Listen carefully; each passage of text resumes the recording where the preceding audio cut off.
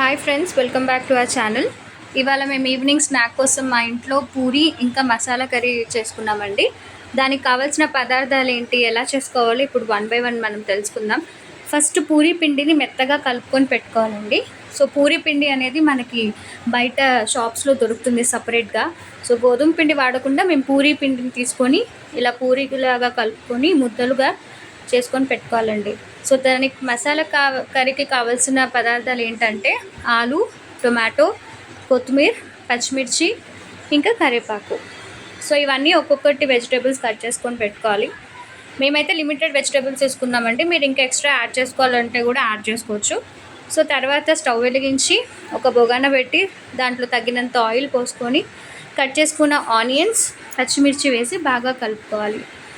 అలా కలుపుకున్న తర్వాత కొద్దిగా తగినంత సాల్ట్ వేసుకోవాలండి. సాల్ట్ వేసుకుంటే ఉల్లిపాయలు కొంచెం త్వరగా మగ్గుతుంది. దాని తర్వాత అల్లం వెల్లిగడ్డ పేస్ట్ వేసుకొని మళ్ళీ బాగా కలుపుకోవాలి. అలా కలుపుకున్న తర్వాత తగినంత పసుపు వేసి మళ్ళీ బాగా కలుపుకోవాలి. దాని తర్వాత ఒక్కొక్కటి మనం కట్ చేసుకున్న వెజిటేబుల్స్ అన్నీ యాడ్ చేసుకోవాలి. సో ఫస్ట్ ఆలు, కొత్తిమీర, తగినంత కారం వేసుకొని కలుపుకోవాలి. దాని తర్వాత మనం కట్ చేసుకున్న టమాటోస్ కూడా బాగా వేసి కలుపుకొని కొద్దిగా వాటర్ వేసుకొని మగ్గించుకోవాలండి. ఫస్ట్ ఎక్కువగా వాటర్ పోసుకోవద్దు, మగ్గాలంటే తగినంత వాటర్ వేసుకొని మగ్గించుకోవాలి. దాని తర్వాత మూత పెట్టేసి ఒక 5-10 మినిట్స్ తర్వాత మళ్ళీ ఒకసారి కలుపుకోవాలి. మీడియం ఫ్లేమ్లో పెట్టుకోవాలండి. సో అది అక్కడ మసాలా కర్రీ మరుగుతూ ఉంటుంది, మనం ఇక్కడ పూరి ప్రాసెస్ కూడా స్టార్ట్ చేసేస్తాము. సో పూరి పిండిని కలుపుకుంది ఒక్కొక్కటిగా ఇలా ముద్దలు మేము ఎప్పుడైనా సరే ఇలా నైఫ్తో కట్ చేసి పెట్టుకుంటాం. సో సైజ్ కరెక్ట్గా వస్తుందన్నమాట. సో ఇలా ఒక్కొక్క ముద్దల్ని మేము పూరీలాగా చేసుకొని ఒక కడాయి పెట్టి అందులో ఆయిల్ వేడి చేసిన తర్వాత ఒక్కొక్క పూరీని వేసి కాల్చుకోవాలండి. సో ఇది ఏమంత టైం టేకింగ్ ప్రాసెస్ ఏం కాదు, చాలా ఈజీగానే అవుతుంది. సో మళ్ళీ ఒకసారి మూత తీసి ఆ మసాలా కర్రీ కలుపుకొని మళ్ళీ పూరీలని మళ్ళీ ఒక్కొక్కటిగా వేయించుకోవాలండి.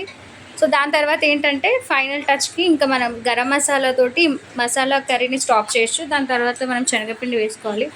సో ఈ గరం మసాలా వచ్చేసి మేము మమతా యూజ్ చేస్తున్నామండి. మీరు మీ ఇంట్లో ఉన్న గరం మసాలా ఏదైనా వాడచ్చు.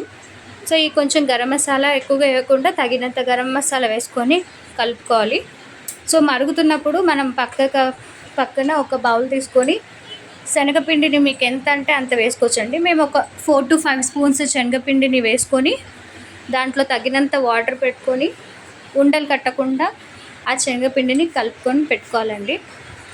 సో ఇలా శనగపిండిని చేతో కానీ లేకపోతే ఎగ్ బీటర్ ఉంటుంది కదా, అదన్నా తీసుకొని ఉండలేకుండా బాగా కలుపుకోవాలి. అలా కలుపుకున్న శనగపిండి వాటర్ని ఇలా బొగానలో వేసి మరుగుతున్న మసాలా కర్రీ వాటర్లో వేసి మళ్ళీ ఒకసారి బాగా కలుపుకొని ఇంకొంచెం వాటర్ కూడా వేసుకోవాలి. సో ఇన్ కేస్ మీకు అది థిక్గా అనిపిస్తే ఇంకొంచెం వాటర్ వేసుకొని లూజ్గా కూడా చేసుకోవచ్చు. సో మీడియం థిక్గా ఉండాలండి. మరీ ఎక్కువగా వాటర్ లాగా కాకుండా మరీ థిక్గా కాకుండా ఈ కన్సిస్టెన్సీ బాగుంటుంది.